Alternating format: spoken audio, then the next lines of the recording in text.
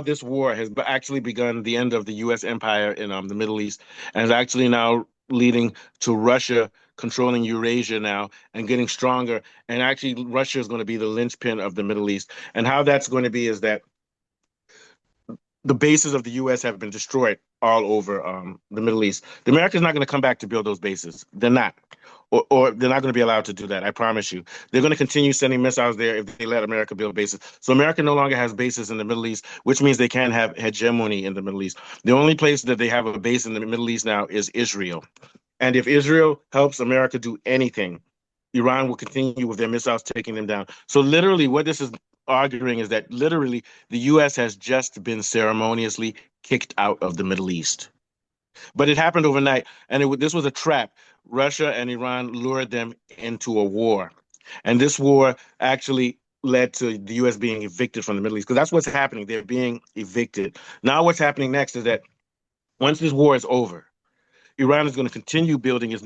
They can't give up because you can't give up against the U.S. They're going to continue building their missile systems, and they're going to continue working with Russia to fortify themselves to prepare for if the U.S. ever attacks. Now, here's the third part. Now that Iran is stronger, you're going to now see that Syria and Lebanon now are going to start rebuilding themselves. You know, what's his name is in who the president of Syria is in Russia right now, the one who had to flee.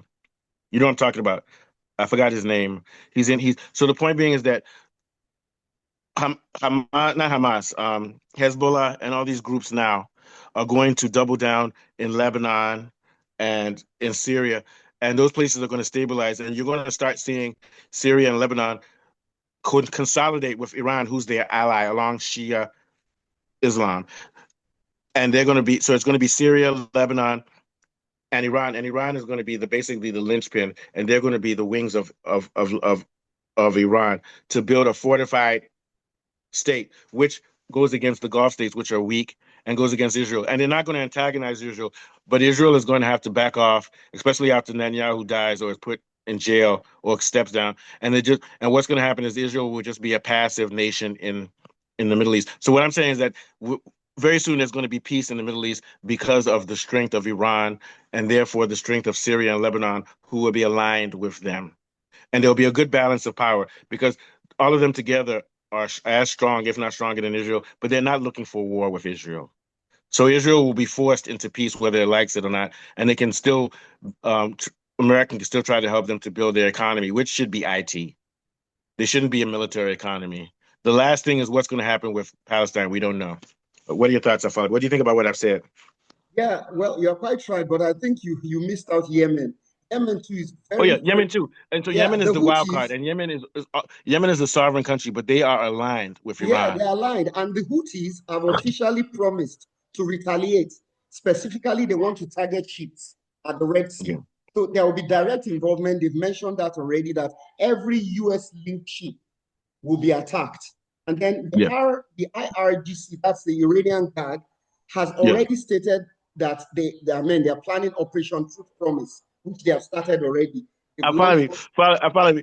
Tell the truth from a purist point of view, where if you look at war as a sport or as a science, you have to admit this is a work of beauty. What Iran and these guys have done strategically, this is beautiful. They're going to be teaching this in military schools Of years course, of later. course, This of is course. brilliant because It's it's instructive. tactical. It It's involves instructive. patience. It involves solidarity, and it was strategic. Unlike the U.S. and Israel, which just bomb and kill indiscriminately. And I'm glad you mentioned that Houthi thing. So this is textbook. This is actually a masterpiece of work. We have to thank the Iranian God. Got to thank Putin. Thank you, Xi. Thank you, everybody. Thank you. You made my year. I finally last night to take us out. Yeah, so basically, I think the Iranian Guard wants to prove that regardless of the fact that the leader has been, shot and killed, they still have the capability to defend their sovereignty. And that's No, what no. is happening, especially Can with I the jump in attack. quickly? You know what the IRGC is like? They're like the leader of Burkina Faso. What's his name? Yeah, I've forgotten that guy's name. Traore. Is it Traore? Sure. Yeah, I think so. They're what a military is supposed to be, the protector of the people. And Of they're doing course, a of course, damn good job. of course. Continue. Take us out. Yeah. So basically, I feel this was a miscalculation, grave one by the West. And if for anything, they brought the people together. Iran are going to resist this till their last drop of blood. And this is not going to help the West control anything in the Middle East. They've now destabilized the Middle East and spread the chaos across the region. And it's on that note that we're rounding up our show this afternoon. We'll be back again with politics as it unfolds, the Iranian attack by the US, and from Mustafa and myself, we'll be back again. Yeah, I feel like positive. Man, did you see how I was